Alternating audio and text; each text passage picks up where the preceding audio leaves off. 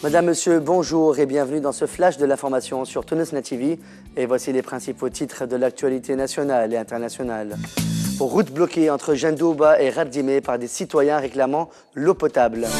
El Moubed de la boycotte la séance d'adoption de la loi électorale. Les bacs de Djerba immobilisés après l'agression d'un agent.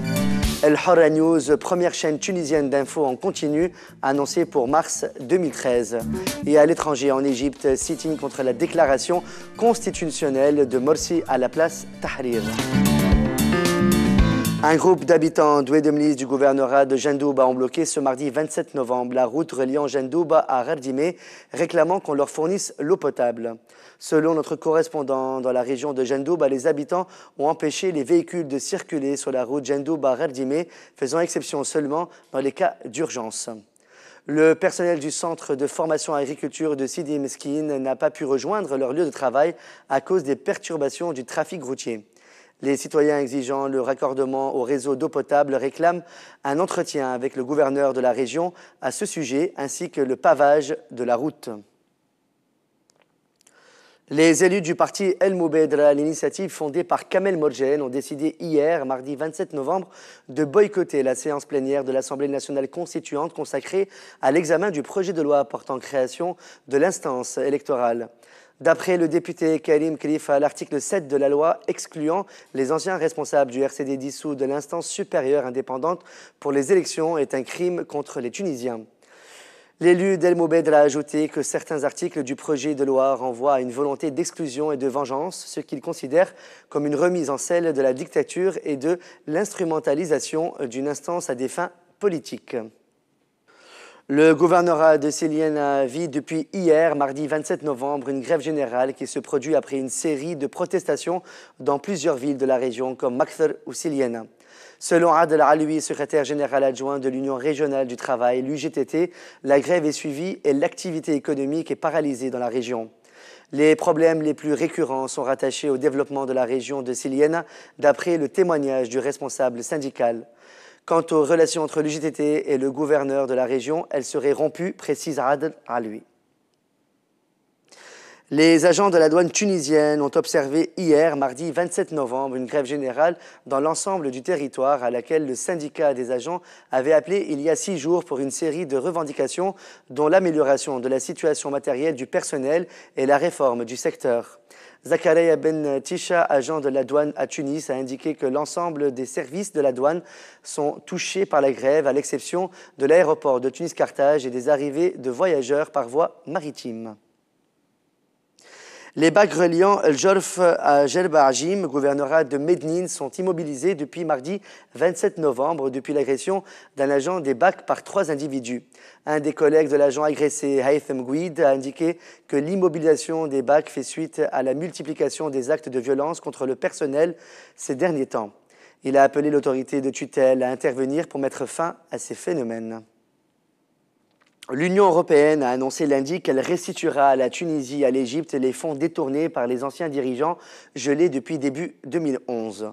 Le Conseil des ministres de l'Union européenne a annoncé avoir pris des mesures en vue de faciliter la restitution aux autorités égyptiennes et tunisiennes et approuvé un nouveau cadre législatif autorisant les États de l'Union européenne à débloquer des avoirs gelés. La restitution des fonds détournés par les anciens régimes en Tunisie et en Égypte est une priorité pour nous. L'Union européenne ne ménagera aucun effort pour aider à restituer ces fonds au peuple égyptien et tunisien, a affirmé la représentante de l'Union européenne pour les affaires étrangères, Catherine Ashton. Les fonds et avoirs de 48 personnes responsables du détournement de fonds publics tunisiens, y compris l'ancien président Ben Ali, ont été gelés dans l'Union européenne. 19 personnes responsables du détournement de fonds publics égyptiens, y compris l'ancien président Moubarak, ont vu leur avoir gelé dans l'Union européenne depuis mars 2011, rapporte Le Monde. Selon un communiqué de presse, la première chaîne tunisienne d'information en continu, El Hora News, devrait être lancée en mars 2013. Derrière ce projet inédit en Tunisie, on retrouve Shafiqa Chames, présentée comme une femme d'affaires tunisienne, Raouf Chirch Rouhou, actionnaire et ancien patron du groupe de presse d'Al Saber, et des investisseurs totalement indépendants. El Hor se présente comme la chaîne de la proximité et de la neutralité, la chaîne de l'investigation et de la précision de l'information, 24 heures sur 24 et 7 jours sur 7. Elle couvrira, selon le communiqué, l'actualité nationale et internationale du monde politique, économique, social, culturel et sportif en arabe littéral et dialectal.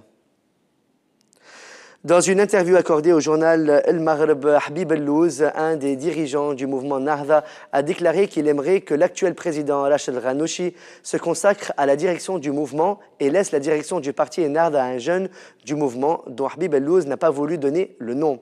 Selon Ellouz, Nahda a commencé son existence comme un mouvement de prédication, mais aujourd'hui c'est la dimension politique qui l'emporte au sein du mouvement islamiste. Le courant électrique est coupé depuis près de 24 heures dans 3 quartiers densément peuplés de la ville de Boussel, dans le gouvernorat de Jendouba, où se trouvent de nombreuses institutions bancaires et commerces. La coupure du courant dans les cités Vamars, El Khalij et la cité populaire a provoqué une nette perturbation de l'activité économique. Elle s'explique par un problème survenu au niveau du transformateur principal au cours de travaux d'entretien effectués par les services d'assainissement. À l'international, les opposants au président égyptien Mohamed Morsi sont rassemblés place Tahrir au Caire ce mardi 27 novembre pour exiger l'abrogation de la déclaration constitutionnelle donnant des prérogatives élargies au chef de l'État.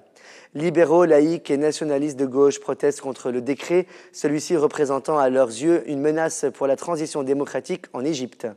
Plusieurs centaines de manifestants massés place Tahrir ont été visés par du gaz lacrymogène lancé par la police. Depuis jeudi soir, un Égyptien est mort et 370 autres ont été blessés lors de manifestations anti-Morsi et de contre-manifestations de soutien au président. En France, les députés de l'Union pour un mouvement populaire, l'UMP, partisans de François Fillon, ont décidé ce mardi 27 novembre de créer leur propre groupe parlementaire au sein du parti, a annoncé Dominique Dor, un des élus pro-Fillon. Selon ce proche de l'ancien Premier ministre, l'idée c'est qu'on reste dans la grande maison commune, l'UMP, qu'on partage avec nos collègues copéistes. En revanche, on appelle à une nouvelle élection pour la présidence de l'UMP. Le temps qu'on ait cette élection, on fait une chambre à part dans la grande maison, a-t-il ajouté en marge de la réunion des partisans de Fillon au musée social à Paris. 8 ans et quelques jours après son décès dans un hôpital de la région parisienne, Yasser Arafat a été exhumé hier, mardi 27 novembre, à Ramallah, en Cisjordanie, pour que des experts internationaux pratiquent des prélèvements sur la dépouille afin de déterminer les causes exactes de la mort de l'ancien président palestinien. Cette procédure fait suite à l'ouverture d'une instruction judiciaire en France pour assassinat sur plainte déposée par la veuve Souher Arafat. Des experts français, suisses et russes prélèveront des échantillons sur la dépouille, puis la tombe sera refermée et une cérémonie militaire organisée pour respecter celui qui est un symbole pour le peuple palestinien et pour le monde entier, selon le président de la commission d'enquête palestinienne, Tawfiq Tiraoui. C'est la fin de ce flash de l'information sur Tunisnet TV. Merci de votre fidélité. Excellente journée à vous. On reprend avec le plateau de la matinale. À demain.